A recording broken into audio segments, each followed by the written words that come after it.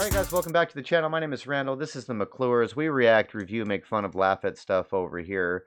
We got into a side note on the live chat. We go live Monday, Wednesdays, and Friday, 3:30 to 5:30.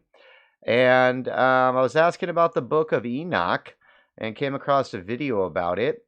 What do you guys think? Should it be included in the Bible? Should it not be? Why do you think it wasn't? Do you think it's a valid reason that it wasn't? But I'm curious.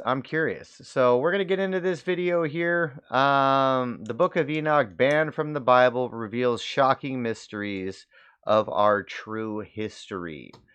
Now, I haven't checked into all the canon law and all that stuff that, undergirds the reason on why they didn't put it in the Bible or why they felt that they should pull it out. But I was just mentioning that maybe some of the stuff in here is just a little out there for people to believe, and you can't convert people if you can't get them to believe. So, but who knows? Let's find out what they say. Who were the first civilizations to set foot on our planet? Our history is written by the notes of the winners, of their power and influence over the centuries. But in a certain period of time, people from primitive hunters turned into intelligent civilizations that created monuments, calendars, and ancient writings. All this has evolved to the present day, and we are the descendants of some relatively intelligent beings. But what if it's not that simple? What if the stories told by ancient civilizations, the tales of gods and angels, of giants and great disasters, were more literal than they first appeared? What if we received ancient knowledge beyond our human understanding?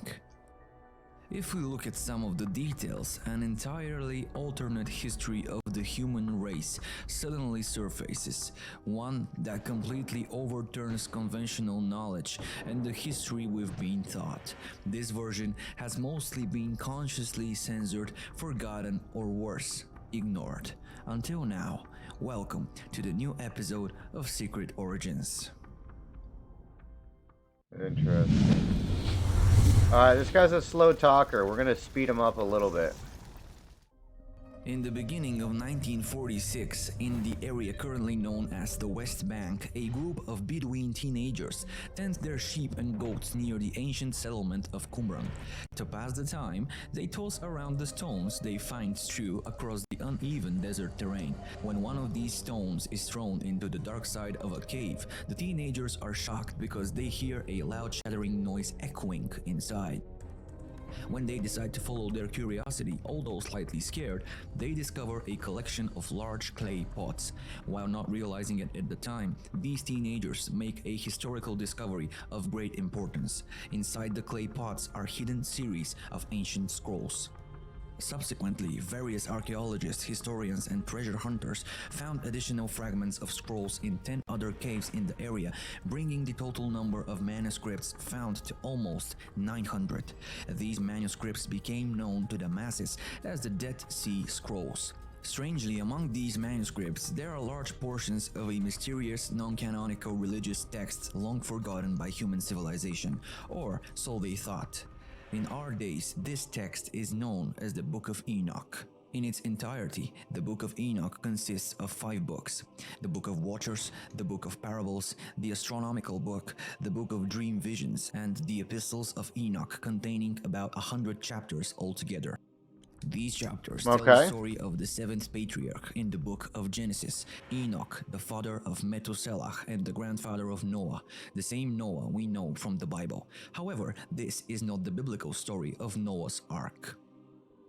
In fact, the Book of Enoch provides an entirely different perspective on events leading up to the Great Flood of Noah's time, as that is a completely different story. It tells of the Watchers, explained in biblical terms as fallen angels, sent to Earth to watch over humans at some unspecified and ancient point in time. According to one of the earliest legends related to Enoch, he is the founder of the knowledge of astronomy and he's responsible for the compilation of the solar calendar. The Bene Elohim, or the sons of God or gods, number several hundreds. They are said to descend on earth at Mount Harmon. It was a sacred place for both the Canaanites and the Jews who invaded their lands. In later times, sanctuaries of the gods Baal, Zeus, Helios, Pan, and the goddess Astarte were built on its slopes.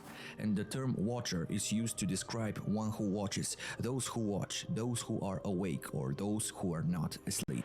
These names reflect the unique relationship between the Watchers and the human race since ancient times. Over time, however, they abandoned their role as observers and began to have sexual contact with some of the humans, mostly women, and began to create what we know now as hybrids or crossbreds. The book of Enoch tells of the Nephilim, the children born through this very crossbreeding between the Watchers and the humans. The Nephilim are described as giants and savages who threatened and plundered mankind, or, to put it in another words, supernatural man-eating giants.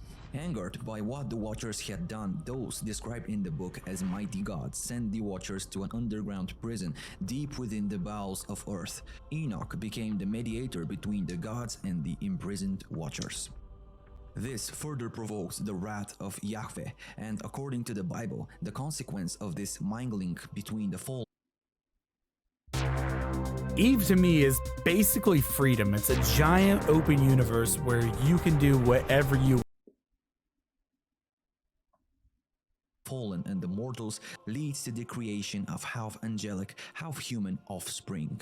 The book describes Enoch's journeys between heaven and earth in his role as mediator, how he flies with angels and sees the rivers and the mountains and the very ends of the earth from above. Despite Enoch's intervention, the gods decide that because of what the planet has become, it and all its inhabitants must be punished. Of course, the punishment is a great flood. This flood destroys the Nephilim and leaves the Watchers in their prison. Before that, however, Enoch has been taken to heaven in a chariot of fire. This is not the only place in the biblical canon in which the Okay, Nephilim interesting. appear. The Israelites visited a land inhabited by Nephilim who were so large that they made the Israelites look like locusts. Of course, many things in the Bible were seen in modern times as allegorical, and this is more of a philosophical myth than a historical record. But there is archaeological evidence for one particular great flood in Earth's history, which is mentioned in countless religions and cultural traditions around the world. Did creatures like the Nephilim really exist? Many people say that it is just fiction and there is no evidence. But what if there is?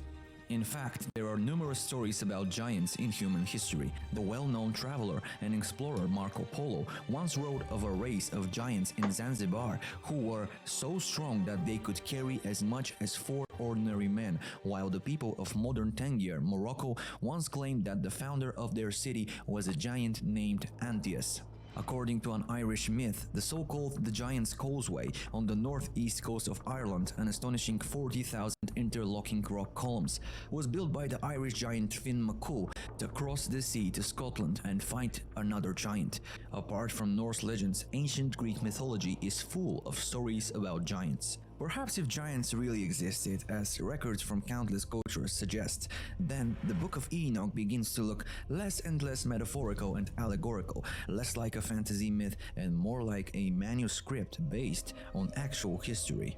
The idea of semi-divine heroes was born from ancient myths about alliances between gods and mortals. The poet and writer Pindar described the heroes of the past as a race between gods and men. Additional references allude to experiments that led to the creation of monsters by crossing animals of different and unrelated species. In modern philosophical occultism, there are legends of lost Atlantis, where it is claimed that its scientists bred half-human, half-animal hybrids as the slave race. Records of such events can be found in the mythologies of ancient peoples around the world, and especially among the Babylonians of Middle East. The story of Noah and the flood in the Old Testament is said to have originated in the Babylonian and Sumerian myths. It is known that around 10,000 BC, there appears to have been a catastrophic event that transformed early humanity. At the end of the last ice age, the first signs of agriculture appeared in the Middle East, with a shift from a nomadic hunter-gatherer lifestyle to one of a settled agriculture. It is interesting to note that for centuries, the Book of Enoch has been an important part of Christian and Jewish religious traditions. Many of these religious sects accepted the book as scripture. Furthermore, some even suggest that the Book of Enoch was the inspiration for the Book of Genesis due to their many parallels and overlapping stories. Therefore, the question that arises is, what has happened? Why the Book of Enoch is not part of the Bible, and why does this question sound so unimportant nowadays? In attempt to answer this question, we will go back to the early centuries after the physical death of Christ, far from the 39 canons of the Old Testament and the 27 New Testament books that we today know as the Bible. Originally, there were many gospels and religious texts that made up the broad spectrum of the Christian tradition. As the Christians started spreading after the death of Jesus, the growing Christian church gradually began to choose which texts would be read and followed, which texts would be considered divinely inspired. The church needed unity, and to create it, the establishment of an official canon was required. In Dan Brown's book Da Vinci Code, this canonization is remembered as something rather nefarious that happened at the First Council of Nicaea in the 4th century.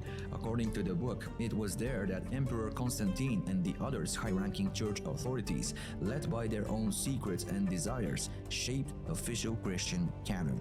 Unfortunately,